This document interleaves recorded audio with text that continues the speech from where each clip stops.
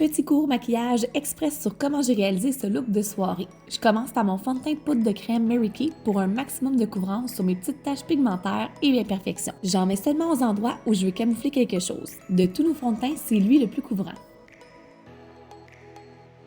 Ensuite, j'applique partout sur mon visage et mon cou mon fond de teint liquide Timewise 3D pour unifier mon teint et surtout protéger ma peau contre toutes les agressions.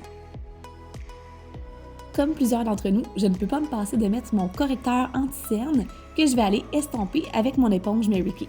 Sa sous-teinte pêche est l'idéal pour neutraliser la couleur des cernes. J'aime mettre un premier fard à joues en crème pour l'effet hydratant sur ma peau. Je l'applique avec ma petite éponge et ensuite j'estompe avec mon pinceau à fond de teint liquide.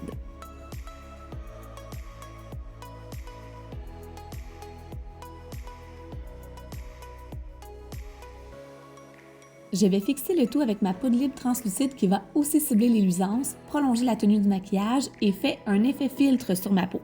Pour me donner un petit peu plus de teint, je prends ma poudre fixante soyeuse et je fais un petit contouring léger au pourtour de mon visage.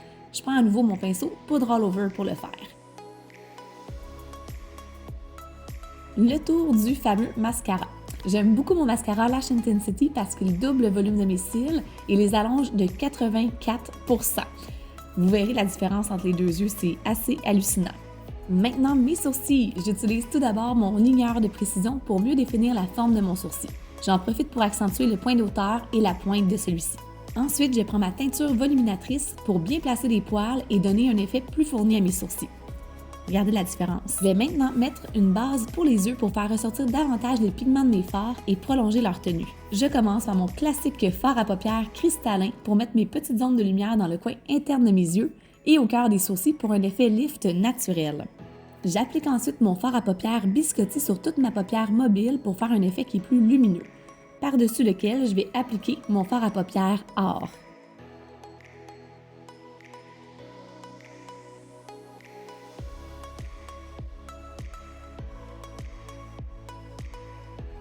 Je prends mon fard à paupières rose satin avec mon pinceau repli de l'œil pour modeler la forme de mon œil. Avec mon pinceau estompeur dynamique, je vais balayer par-dessus mon rose satin pour adoucir la transition entre les couleurs.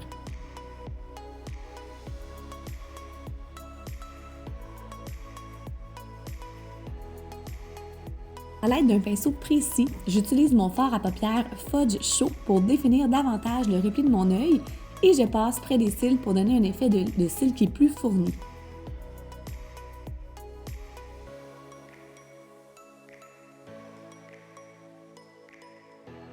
J'estompe à nouveau, mais cette fois-ci avec mon pinceau repli de l'œil. Pour un look plus soirée, j'aime aussi ajouter le fard à paupières Fudge chaud sous mes yeux à l'aide d'un pinceau précis. J'ajoute une autre petite touche de lumière avec mon fard à paupières Pierre de Lune au centre de ma paupière mobile à l'aide de mon pinceau estompeur.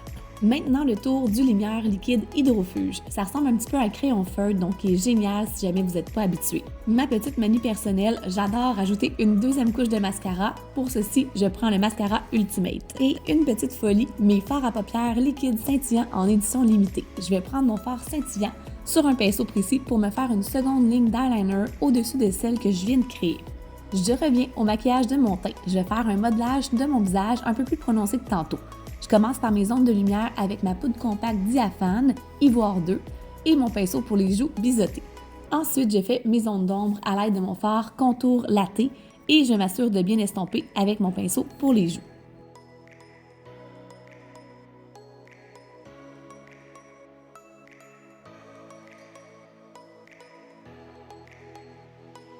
Dernière petite touche de fard à joues en poudre cette fois-ci. J'ai choisi mon pommette rouge de Chromafusion.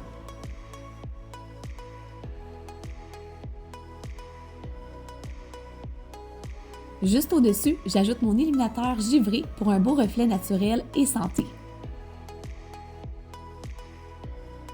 Il ne faut pas oublier les lèvres. Je commence par ma base anti-âge pour les lèvres pour prolonger la tenue et travailler sur les petites ridules en même temps. Et ma dernière étape, mais non la moindre, j'ajoute mon brillant à lèvres Jolly Nancy qui est enrichi de vitamines C et E en plus d'être super joli. Donc voilà, voici ce que ça donne. J'espère que ça a su te plaire, mes petites explications rapides en 5 minutes et j'ai hâte de savoir qu'est-ce que tu en penses. À bientôt!